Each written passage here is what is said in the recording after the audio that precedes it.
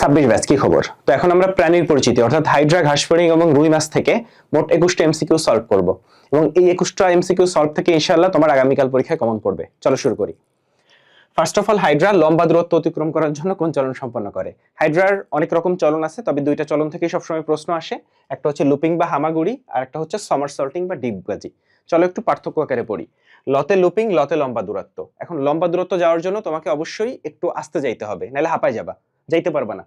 তাহলে এটাকে জোকা বা শুয়োপোকা, কারণ যোগ বা শুয়োপোকা অনেক স্লো চলে। এরপর আসো একটা লুপ সৃষ্টি এবং দেহের অর্ধেক দূরত্ব, কারণ লম্বা দূরত্ব আস্তে আস্তে যাবা, আস্তে আস্তে যাবা, সেই জন্য একটা লুপ সৃষ্টি হয়, দেহের অর্ধেক দূরত্ব অতিক্রম করে।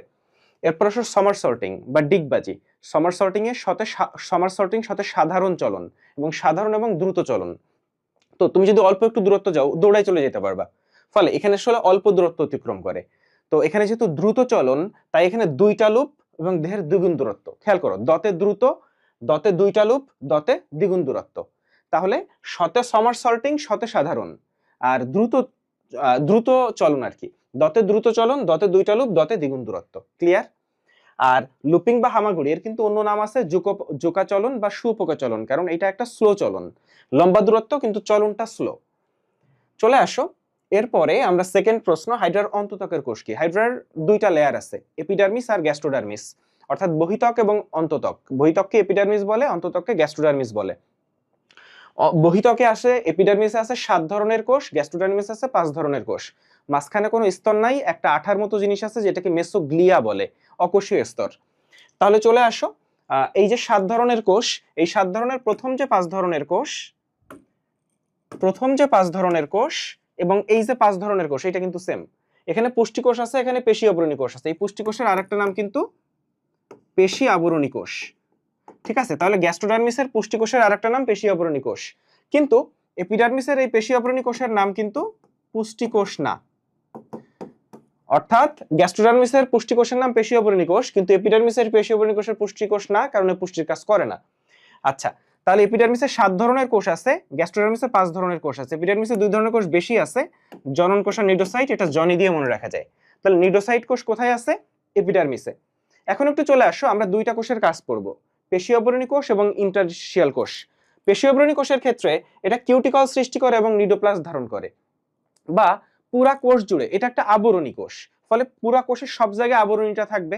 ফলে যদি বলি যে সব জায়গায় আছে কোন কোষ, সেটা হচ্ছে পেশী আবরণী কোষ। তাহলে কিউটিকল সৃষ্টি করে, নিডোপ্লাস্ট ধারণ করে। আর পড়বো আমরা ইন্টারস্টিশিয়াল কোষ। এই কোষকে বলে টটিপটেন্ট কোষ বা সংরক্ষিত কোষ। অর্থাৎ এই কোষের টটিপটেন্সি ক্ষমতা আছে, অর্থাৎ যদি হাইড্রার কোনো একটা অংশ কেটে যায়, তাহলে ওইখানে নতুন একটা, ধর হাত কেটে গেছে, হাতের জায়গায় নতুন একটা হাত তৈরি হয়। কথার কথা, হাত তো আর নাই, কোষিকা আছে। তো ওই জায়গায় নতুন একটা কোষিকা তৈরি হয় কিভাবে? এই ইন্টারস্টিশিয়াল কোষের জন্য। ফলে ও যে কোনো কোষে পরিণত হইতে পারে, যে কোনো কোষ। ফলে আমরা যদি বলি মুকুল সৃষ্টি হয় কিসের সাহায্যে? ইন্টারস্টিশিয়াল কোষ। জনন কোষ, নিডোসাইট সৃষ্টি সব তৈরি হয় ইন্টারস্টিশিয়াল কোষের সাহায্যে। 45 দিন পর পর এই কোষগুলা রিপ্লেস হয়, যে কোনো কোষে পরিবর্তিত হইতে পারে। এই কোষগুলাকে টটিপটেন্সি ক্ষমতা আছে, তাই কোষগুলাকে টটিপটেন্ট কোষ বা সংরক্ষিত কোষ বলে। টটিপটেন্ট কোষ বা সংরক্ষিত কোষ। তাহলে এপিডার্মিসে 7 ধরনের কোষ, যে 2 ধরনের কোষ গ্যাস্ট্রোডার্মিসে নাই, সেটা হচ্ছে জনন কোষ আর নিডোসাইট। জনন কোষ আর নিডোসাইট। চলে আসো, এরপরে ব্লাইন্ড গাট বা ব্লাইন্ড স্যাক বলা হয় কোনটিকে? খেয়াল করো, হাইড্রার একেবারে মাঝখানে বিশাল একটা গহ্বর আছে। এই যে গহ্বরটা, এইটাকে বলা হয় সিলেন্টেরন বা ব্লাইন্ড গাট বা ব্লাইন্ড স্যাক। স্যাক মানে বস্তা, ব্লাইন্ড মানে বস্তার উপরের দিকে খোলা থাকে, নিচের দিকে বন্ধ থাকে না? ঠিক এরকম দেখো যে এখানে একটা ছিদ্র আছে, কিন্তু পুরা জিনিসটাই একটা বস্তার মতো, আর কোথাও কোনো ফুটা নাই। এই যে ছিদ্র, এটা দিয়েই হাইড্রা খাদ্য গ্রহণ করে এবং অপাচ্য অংশ, যে বর্জ্য পদার্থ, সেটা বের করে দেয়। তাহলে এইটাকে বলে সিলেন্টেরন, ব্লাইন্ড গাট বা ব্লাইন্ড স্যাক। এটা কিন্তু সিলোম না। তাহলে সিলেন্টেরন কাদের থাকে? হাইড্রাতে। হাইড্রাতে বা নিডারিয়া পর্বে। তাহলে থাকে কাদের? হাইড্রাতে বা নিডারিয়া পর্বে। এখন চলে আসো সিলেন্টেরন। এই সিলেন্টেরন কিন্তু বহিঃকোষীয় পরিপাক ঘটে। তাহলে বহিঃকোষীয় মানে হাইড্রার 2 ধরনের পরিপাক আছে, অন্তঃকোষীয় পরিপাক, কোষের ভিতরে যেটা হয়, আর একটা আছে বহিঃকোষীয় পরিপাক। বহিঃকোষীয় পরিপাকটা হয় সিলেন্টেরনে, আর ক্ষণপথযুক্ত কোষে হয় অন্তঃকোষীয় পরিপাক। তাহলে অন্তঃকোষীয় পরিপাকটা হয় ক্ষণপথযুক্ত কোষে, আর বহিঃকোষীয় পরিপাকটা হয় সিলেন্টেরনে। আবারও বলি, বহিঃকোষীয় পরিপাকটা হয় হচ্ছে সিলেন্টেরনে। তাহলে সিলেন্টেরনের আর কি নাম আছে? ব্লাইন্ড গাট, ব্লাইন্ড স্যাক, সিলেন্টেরন। এখন চলে আসো, আমরা নেক্সট প্রশ্নে চলে যাব। কোন ধরনের নেমাটোসিস্ট হিপ্নোটক্সিনে পূর্ণ থাকে। দেখো 4 ধরনের নেমাটোসিস্ট আছে। কয় ধরনের? 4 ধরনের নেমাটোসিস্ট আছে। একটু দেখি, স্টিনোটিল, যার আরেকটা নাম পেনিট্রান্ট, ভলভেন্ট, স্ট্রেপ্টোলিন গ্লুটিন্যান্ট, স্টেরিওলিন গ্লুটিন্যান্ট। তাহলে স্টিনোটিল বা পেনিট্রান্ট, ভলভেন্ট, স্ট্রেপ্টোলিন গ্লুটিন্যান্ট, স্টেরিওলিন গ্লুটিন্যান্ট। এখানে একটু দেখি, নামের সাথে গ্লু আছে, গ্লু মানে আঠা। এরা দুইজন আঠালো রস ক্ষরণ করে, আঠালো রস ক্ষরণ করে শিকারকে আটকায়। দেখো ভলভেন্ট, এখানে পেঁচানো সূত্রক আছে, এই প্যাচ দিয়ে শিকারকে আঁকড়ায় ধরে। আর এই স্টিনোটিল বা পেনিট্রান্ট, দেখো এখানে হিপ্নোটক্সিন আছে। এই হিপ্নোটক্সিন এক ধরনের বিষাক্ত পদার্থ, এটা দিয়ে শিকারকে অবশ করে ফেলে। তাহলে স্টিনোটিল বা পেনিট্রান্টে আছে হচ্ছে হিপনোটক্সিন। কি আছে ভাইয়া? হিপনোটক্সিন। আচ্ছা, আর কাটা আছে কোথায় দেখো তো? স্ট্রেপ্টোলিন গ্লুটিন্যান্টের যে সূত্রক, সেখানে কিন্তু কাটা আছে। তাইলে স্ট্রেপ্টোলিন গ্লুটিন্যান্টের সূত্রকে হচ্ছে ভাইয়া কাটা আছে। ক্লিয়ার? এখন আমরা একটু দেখতে চাই যে হাইড্রার কোন নেমাটোসিস্টে ফেনল থাকে। অর্থাৎ একটু খেয়াল করো, এই যে নেমাটোসিস্টটা আমরা দেখতেছি বা তোমরা বইতে পড়ো, সেটা কিন্তু স্টিনোটিল বা পেনিট্রান্ট। স্টিনোটিল বা পেনিট্রান্টের গঠনে তুমি দেখতে পাচ্ছ এই যে কোষটা, এই কোষের নাম কিন্তু নিডোসাইট কোষ। আর এই নিডোসাইট কোষের এই অংশটা হচ্ছে নেমাটোসিস্ট। এই অংশটা কি ভাইয়া? নেমাটোসিস্ট। তাহলে চলে আসো, আমরা নেমাটোসিস্টে কি কি আছে সেটা একটু দেখি। নেমাটোসিস্টের মাঝখানে আছে প্রোটিন এবং ফেনলে তৈরি হিপ্নোটক্সিন, যেটা একটা বিষাক্ত পদার্থ। প্রোটিন এবং ফেনলে তৈরি হিপ্নোটক্সিন, যেটা একটা বিষাক্ত পদার্থ। এর বাইরে আর কি কি আছে ভাইয়া? এটা একটু মুছে দিচ্ছি। এর বাইরে এখানে নিডোসিল আছে, যেটা ট্রিগারের মতো কাজ করে। এখানে অপারকুলাম আছে, যেটা একটা ঢাকনার মতো কাজ করে। এর বাইরে বাট আছে, বাট, এটা হচ্ছে বাট। এরপরে বার্ব আছে, তিনটা কাটা, এই দুইটা পিছনে একটা। ছোট ছোট বারবিউল আছে, ছোট ছোট ছোট ছোট এই যে বারবিউল আছে। তারপর হচ্ছে নেমাটোসিস্ট আমরা দেখতে পাচ্ছি, নেমাটোসিস্টে প্রোটিন এবং ফিনল গঠিত হিপ্নোটক্সিন আছে। তাহলে কি কি আছে সেই জায়গাগুলো আমরা জেনে নিলাম। তাহলে নিডোসাইট কোষে আছে নেমাটোসিস্ট, এবং এই যে নেমাটোসিস্ট, এইটার নামে স্টিনোটিল বা পেনিট্রান্ট, যেখানে হচ্ছে হিপ্নোটক্সিন আছে। হিপ্নোটক্সিনটা প্রোটিন এবং ফেনলে গঠিত। হিপ্নোটক্সিনটা প্রোটিন এবং ফেনলে গঠিত। এর বাইরে নিডোসিল আছে, অপারকুলাম আছে, বার্ব আছে, বারবিউল আছে, বাট আছে। কি কি অংশগুলো আছে সেই জায়গাগুলো গুরুত্বপূর্ণ, কারণ এই অংশগুলো তুলে দিয়ে বলে এটা কোন নেমাটোসিস্টে থাকে। এরপরে আসো ঘাস ফড়িং এ চলে আসি। ঘাস ফড়িং এর ক্ষেত্রে আমরা অ্যান্টেনা পরিষ্কারে অংশ নেয় কারা? তাহলে ঘাস ফড়িং এর যে মুখপাঙ্গ, যেমন আমাদের মুখে কি আছে? উপরের চোয়াল, নিচের চোয়াল, মুখে অনেক কিছু আছে না? ঠিক এরকম ঘাস ফড়িং এরও মুখের উপাঙ্গ আছে। উপাঙ্গগুলা হচ্ছে ম্যাক্সিলা, ম্যান্ডিবল, তারপর হচ্ছে ল্যাব্রাম, ল্যাবিয়াম এবং হাইপোফ্যারিংস। এই যে হাইপোফ্যারিংসটা, উপরেরটা ল্যাব্রাম, নিচেরটা ল্যাবিয়াম। তাহলে maxilla, mandible, labrum, labium, hypopharynx, এগুলো হচ্ছে মুখপাঙ্গের অংশ। তো এর মধ্যে একটু আরেকটু দেখি যে এই যে ম্যাক্সিলাটা দেখতেছো, এই ম্যাক্সিলার ক্ষেত্রে আছে ম্যাক্সিলারি পাল্প। এটা হচ্ছে 5 খণ্ড বিশিষ্ট ম্যাক্সিলারি পাল্প। এখানে দেখাচ্ছে, এই যে দেখো ম্যাক্সিলারি পাল্প। এরপরে আসো এই যে ল্যাবিয়াম, ল্যাবিয়ামে আছে ল্যাবিয়াল পাল্প। তাহলে ম্যাক্সিলারি পাল্পের কাজ কি? অ্যান্টেনা এবং পায়ের অগ্রভাগ পরিষ্কারে অংশ নেওয়া এবং খাদ্যবস্তু হরণ প্রতিরোধ করা, মানে কেউ খাদ্যবস্তু গ্রহণ করছে ওটা যেন কেউ সিনায় নিয়ে না যাইতে পারে। এরপর আসো ল্যাবিয়াল পাল্পের কাজ হচ্ছে খাদ্য নির্বাচন এবং স্বাদ গ্রহণ। কি বলছি ভাইয়া? খাদ্য নির্বাচন এবং স্বাদ গ্রহণ। তাহলে ম্যাক্সিলারি পাল্পের কাজ কি, ল্যাবিয়াল পাল্পের কাজ কি জানলা। এর বাইরে ম্যাক্সিলা এবং ল্যাবিয়ামের কাজ কমন, খাদ্য ধরে রাখা, খাদ্য গ্রহণ। আর ম্যান্ডিবল হচ্ছে দাঁত আছে, দেখছো প্রচুর দাঁত আছে। দাঁত দিয়ে কি করে? কর্তন, পেষণ, চর্বণ। কর্তন, পেষণ, চর্বণ, এটা ম্যান্ডিবল। ম্যান্ডিবলকে চোয়াল বলে। ম্যান্ডিবলের আরেকটা নাম হচ্ছে চোয়াল। কর্তন, পেষণ, চর্বণ। ম্যাক্সিলা, ল্যাবিয়াম একই কাজ করে, খাদ্য ধরে রাখা আর খাদ্য গ্রহণ। এরপরে ওমাটিডিয়ামের কোন অংশ আলো প্রতিসরণে সাহায্য করে? ওমাটিডিয়ামের অংশগুলোর নাম দেখো, এখানে দেখো ফার্স্টে কর্নিয়া এবং এরপরে ক্রিস্টালাইন কোন, এই দুইটা দিয়ে আলো প্রবেশ করে, অর্থাৎ আলো প্রতিসরিত হয়, মানে আলো এখান থেকে চলে আসে, ফলে আলো প্রতিসরিত হয়। তাহলে কর্নিয়ার কাজ আলোর প্রতিসরণ, ক্রিস্টালাইন কোণের কাজও আলোর প্রতিসরণ। এরপরে এই যে এইটার নাম হচ্ছে র‍্যাবডোম। এটা হচ্ছে র‍্যাবডোম। র‍্যাবডোমে আলো গৃহীত হয় এবং প্রতিবিম্ব তৈরি হয়। এই র‍্যাবডোমে আলো গৃহীত হয়, প্রতিবিম্ব তৈরি হয়। তাহলে কর্নিয়া, ক্রিস্টালাইন কোণ আলোর প্রতিসরণ করে, র‍্যাবডোমে আলো গৃহীত হয়, প্রতিবিম্ব তৈরি হয়। তাহলে আমাদের ওমাটিডিয়ামের কোন অংশ আলোর প্রতিসরণে সাহায্য করে? অবশ্যই দেখতেছো ক্রিস্টালাইন কোণ। আচ্ছা, ক্রিস্টালাইন কোণ এখানে নাই, ফলে আমাদের উত্তর হবে কর্নিয়া। তাহলে কর্নিয়া এবং ক্রিস্টালাইন কোণ।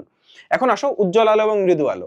তাহলে ঘাস ফড়িং এর ক্ষেত্রে উজ্জ্বল আলোর ক্ষেত্রে মোজাইক বা অ্যাপোজিশন প্রতিবিম্ব তৈরি করে, আর মৃদু আলোর ক্ষেত্রে সুপারপজিশন। এই দুটো তথ্য মনে রাখবা।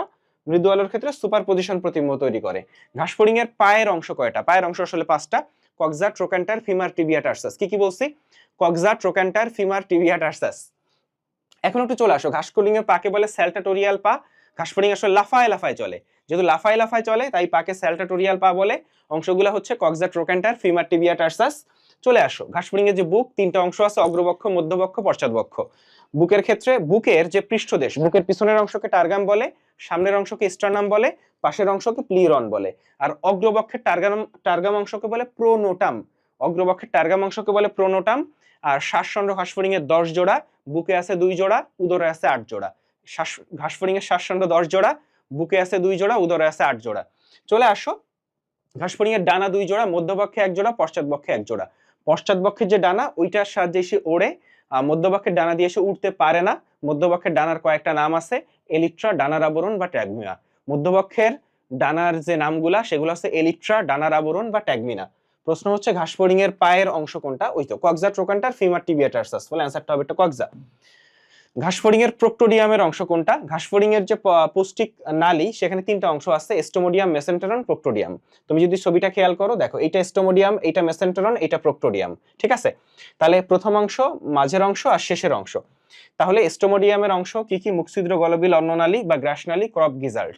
আর মেসেন্টেরনের কোনো অংশ নাই। মেসেন্টেরনের আবরণ হচ্ছে পেরিট্রফিক পর্দা।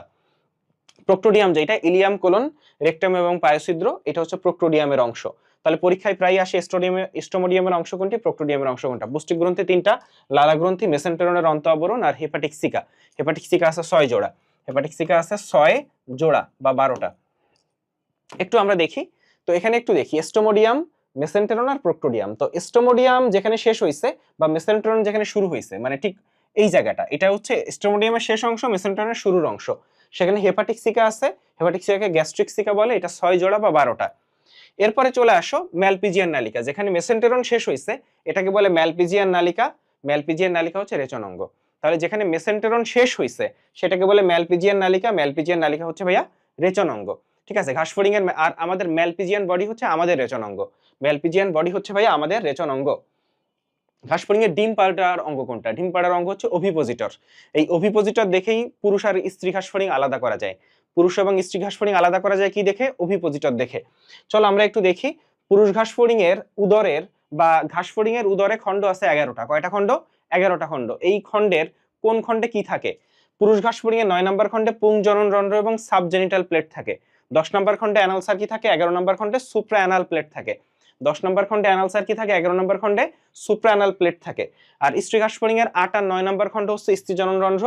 9 নম্বর যেটা সেটা হচ্ছে ওভিপোজিটর। 9 নম্বর খণ্ডে থাকে ওভিপোজিটর, যেটা ডিম পাড়ার অঙ্গ এবং যেটা দেখে স্ত্রী এবং পুরুষ ঘাসফড়িং আলাদা করা যায়। যেটা দেখে স্ত্রী এবং পুরুষ ঘাসফড়িং আলাদা করা যায়। রূপান্তর দুই রকম। রূপান্তর দুই রকম, সম্পূর্ণ রূপান্তর এবং অসম্পূর্ণ রূপান্তর। সম্পূর্ণ রূপান্তর দেখা যায় মৌমাছি প্রজাপতিতে, অসম্পূর্ণ রূপান্তর দেখা যায় তেলাপোকা ঘাসফড়িং এ। ঘাসফড়িং এর রূপান্তরটা একটু স্পেশাল টাইপের, সেটা হচ্ছে হেমিমেটাবোলাস। হেমিমেটাবোলাস, ঠিক আছে? তাহলে ঘাসফড়িং এর রূপান্তরটা হচ্ছে হেমিমেটাবোলাস টাইপের রূপান্তর। অসম্পূর্ণ রূপান্তরের একটা ভাগ হচ্ছে হেমিমেটাবোলাস।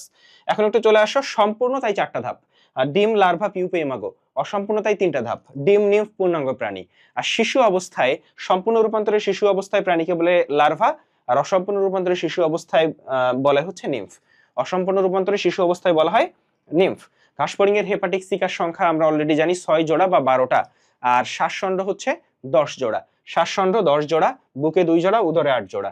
বুকে 2 জোড়া। ঘাসফড়িং এর যে হৃৎপিণ্ড, একটু বলি, ঘাসফড়িং এর হৃৎপিণ্ডকে কিন্তু হৃৎপিণ্ড বলে না, হৃৎপিণ্ড বলা যাবে না, এটাকে হৃদযন্ত্র বলতে হবে। ঘাসফড়িং এরটা যেটা সেটা হচ্ছে হৃদযন্ত্র। হৃদযন্ত্র, কারণ ঘাসফড়িং এর হৃৎপিণ্ডটা পিণ্ডের মতো না, একটা লম্বা ফানেলের মতো। 7টা প্রকোষ্ঠ আছে। কয়টা প্রকোষ্ঠ?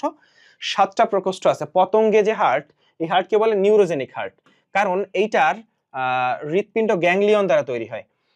এটা হচ্ছে কয়টা থেকে তৈরি হয় ভাই? গ্যাংলিয়ন দ্বারা। অর্থাৎ গ্যাংলিয়ন হচ্ছে স্নায়ুর গুচ্ছ, মানে হৃৎপিণ্ডের যে বিট সেটা গ্যাংলিয়ন থেকে আসে। আমাদের বিট আমাদের হার্ট নিজে তৈরি করে, ঠিক আছে? আর এদেরটা গ্যাংলিয়ন থেকে আসে, তাই এটাকে নিউরোজেনিক হার্ট বলে। আচ্ছা, এখন চলে আসো, 7টা প্রকোষ্ঠ আছে এবং 2টা জিনিস আছে। এই যে প্রকোষ্ঠগুলোর মাঝে যে ছিদ্র সেটাকে অস্টিয়া বলে, এবং এই হৃৎপিণ্ডের হার্টে এক ধরনের পেশি আছে, পেশির নাম হচ্ছে অ্যালারি পেশি। হৃৎপিণ্ডের হার্টে আছে অ্যালারি পেশি, অস্টিয়া নামক ছিদ্র। 7টা প্রকোষ্ঠ, হার্টকে নিউরোজেনিক হার্ট বলে। এটাকে হৃৎপিণ্ড বলে না, হৃদযন্ত্র বলে। হৃৎপিণ্ড বলে না, হৃদযন্ত্র বলে। একটু বলি যে রূপান্তরের ক্ষেত্রে কিছু হরমোন হেল্প করে। তো কর্পোরা কার্ডিয়াটা এবং কর্পোরা এলাটা, এলাটা থেকে 2 ধরনের হরমোন খরিত হয় নিম্ফ দশায়, অর্থাৎ ছোট শিশু অবস্থায় জুভেনাইল হরমোন খরিত হয়, যেটা নিম্ফ দশার বৈশিষ্ট্য নির্ধারণ করে। আর প্রাপ্তবয়স্ক অবস্থায় গোনাডোট্রপিক হরমোন খরিত হয়, যেটা হচ্ছে জননাঙ্গের পরিণতি নির্ধারণ করে। আর কর্পোরা কার্ডিয়াকা থেকে খরিত হয় গ্রোথ হরমোন। কর্পোরা কার্ডিয়াকা থেকে খরিত হয় গ্রোথ হরমোন, যেটা বৃদ্ধি নির্দেশ করে। চলে আসো রুই মাছটা আমরা দেখবো। রুই মাছের গলবিলের প্রতিপাশে কতগুলো ফুলকা আর্স আছে দেখো, ফুলকা 4 জোড়া, আর্স 5 জোড়া।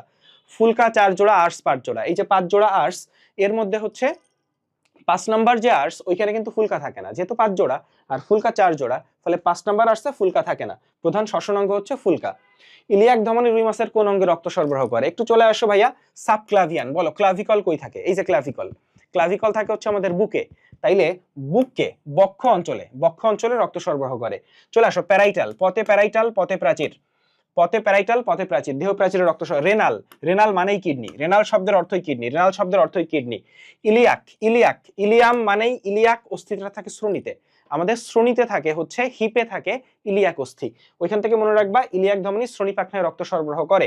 আর কডাল শব্দের অর্থই হচ্ছে লেজ, কডাল শব্দের অর্থই লেজ। আবারও বলি, কডাল শব্দের অর্থই হচ্ছে লেজ, কডাল শব্দের অর্থই হচ্ছে লেজ। তাহলে ইলিয়াক ধমনী কোথায় রক্ত সরবরাহ করে ভাইয়া? শ্রোণীতে, শ্রোণীতে, শ্রোণীতে। চলে আসো রুই মাছের আইসের নাম কি? রুই মাছের আইস হচ্ছে সাইক্লয়েড ধরনের, গোল আইস, গোল, গোলকে সাইক্লয়েড আইস বলে। আইসের বৃদ্ধি রেখাকে বলে সার্কুলি। দুই ধরনের রেখা আছে, সার্কুলি আর অ্যানুলি। বৃদ্ধি রেখা সার্কুলি, বার্ষিক বৃদ্ধি রেখা সেটা হচ্ছে অ্যানুলি। অ্যানুলি দেখে মাছের বয়স বের করা যায়, বৃদ্ধি হার বের করা যায়। আর রুই মাছের আইসের বৃদ্ধি ঘটে মেইনলি বসন্তকালে এবং গ্রীষ্মকালে। রুই মাছের আইসের বৃদ্ধি ঘটে বসন্তকালে এবং গ্রীষ্মকালে। সাথে সাথে একটু মনে রাখবা রুই মাছের লেজটা হচ্ছে হোমো সার্কাল ধরনের লেজ, রুই মাছের লেজ। তাহলে আইস সম্পর্কে একটু আবার বলি, আইস হচ্ছে সাইক্লয়েড ধরনের, আইসের বৃদ্ধি রেখা হচ্ছে সার্কুলি, বার্ষিক বৃদ্ধি রেখা অ্যানুলি, যেটা দেখে রুই মাছের বয়স এবং বৃদ্ধি আর নির্ণয় করা যায়। এরপরে বৃদ্ধি ঘটে বসন্তকালে এবং গ্রীষ্মকালে, এবং লেজটা হচ্ছে হোমো সার্কাল, লেজটা হচ্ছে ভাইয়া হোমো সার্কাল। মৎস্য খনি নামে পরিচিত কোনটা? হালদা নদী। তাহলে রুই মাছের প্রজনন কেন্দ্র কোনটা, বা এশিয়ার বৃহত্তম প্রাকৃতিক মৎস্য প্রজনন কেন্দ্র কোনটা? যাই আসুক, হালদা নদী, হালদা নদী, হালদা নদীর নাম আসলে রুই মাছের ক্ষেত্রে হালদা নদী দাগাইতে হবে। রুই মাছের পাখনা আছে 5 জোড়া, এর মধ্যে 2 জোড়া আছে জোড়া, জোড় পাখনা, বক্ষ আর শ্রোণী। আর বিজোড় আছে প দিয়ে যারা শুরু, প দিয়ে যারা শুরু তারা হচ্ছে বিজোড় পাখনা, পথে পৃষ্ঠ, পথে পায়ু, পথে পুচ্ছ। আর যারা প দিয়ে শুরু না তারা হচ্ছে জোড় পাখনা, বক্ষ পাখনা, শ্রোণী পাখনা। আর প দিয়ে যারা তারা বিজোড় পাখনা। কার কয়টা পাক্ষারশি আছে? তাইলে বক্ষ পাখনা আছে 17 থেকে 18টা, ঠিক তার অর্ধেক কি 9, তাহলে শ্রোণী পাখনা আছে 9টা। এখন আসো বিজোড়, পৃষ্ঠ পাখনা 14 থেকে 16টা, ঠিক পায়ু পাখনা হচ্ছে 6 থেকে 7টা, 14 অর্ধেক 7, 14 অর্ধেক 7, তাহলে পৃষ্ঠ 14 থেকে 16, পায়ু হচ্ছে 7। আর পুচ্ছ পাখনা হচ্ছে একেবারে লেজের যে পাখনা ওইটা পুচ্ছ পাখনা, 19টা পৃষ্ঠ রশ্মি আছে, রশ্মি আছে 19টা, এবং এটাই প্রধান চলন অঙ্গ, এটাই প্রধান চলন অঙ্গ। ভেনাস হার্ট, রুই মাছের হার্টের মধ্য দিয়ে, ভেনাস মানে ভেইন মানে শিরা, শিরার মধ্য দিয়ে কার্বন ডাই অক্সাইড যুক্ত রক্ত যায়। তো রুই মাছের যে ভেইন ওইটার মধ্য দিয়ে শুধু কার্বন, রুই মাছের যে হার্ট ওইটার মধ্যে দিয়ে শুধু কার্বন ডাই অক্সাইড যুক্ত রক্ত যায়, তাই এটাকে ভেনাস হার্ট বলে। রুই মাছের হার্টে এখানে একটা সাইনাস ভেনোসাস আছে, এই যে জায়গাটা, এটাকে উপপ্রকোষ্ঠ বলে, এটা একটা উপপ্রকোষ্ঠ। রুই মাছের হার্টে একটা উপপ্রকোষ্ঠ আছে, 2টা প্রকোষ্ঠ আছে, এই একটা অ্যাট্রিয়াম একটা প্রকোষ্ঠ, ভেন্ট্রিকল একটা প্রকোষ্ঠ, তাহলে 2টা প্রকোষ্ঠ, অ্যাট্রিয়াম একটা, ভেন্ট্রিকল একটা। সাইনাস ভেনোসাস একটা উপপ্রকোষ্ঠ, আর এইটার নাম বালবাস আল্টারিওসাস। এটা কোনো প্রকোষ্ঠ না, এটা কোনো প্রকোষ্ঠ নয়, বা অনেক সময় বলে রুই মাছের হৃৎপিণ্ডেরই অংশ নয়। হ্যাঁ, রুই মাছের হৃৎপিণ্ডের অংশ হচ্ছে 2টা প্রকোষ্ঠ, একটা উপপ্রকোষ্ঠ। তাহলে ভেনাস হার্ট পাওয়া যায় কোথায়? রুই মাছে, মাছে। তাহলে মাছে পাওয়া যায় ভেনাস হার্ট, শুধুমাত্র কার্বন ডাই অক্সাইড যুক্ত রক্ত এখান দিয়ে পাস করে, শুধুমাত্র কার্বন ডাই অক্সাইড যুক্ত রক্ত এখান দিয়ে পাস করে। তাহলে এর মাধ্যমে আমরা কিন্তু প্রাণীর পরিচিতি শেষ করে ফেললাম। এরপরে কিন্তু 1 নম্বর অধ্যায়ের ভিডিওটা আসবে, আর 5 আর 6 নম্বর মিলে আরেকটা আসবে। ফলে আমি 3টা ক্লাস দিচ্ছি, সেখানে 4টা চ্যাপ্টার কভার হচ্ছে, এবং নিশাত আপু 4টা চ্যাপ্টার দিবে, এবং আমরা সবচেয়ে ইম্পর্টেন্ট 8টা চ্যাপ্টার কভার করতেছি, এবং এখান থেকেই তোমার ম্যাক্সিমাম প্রশ্ন চলে আসবে ইনশাআল্লাহ।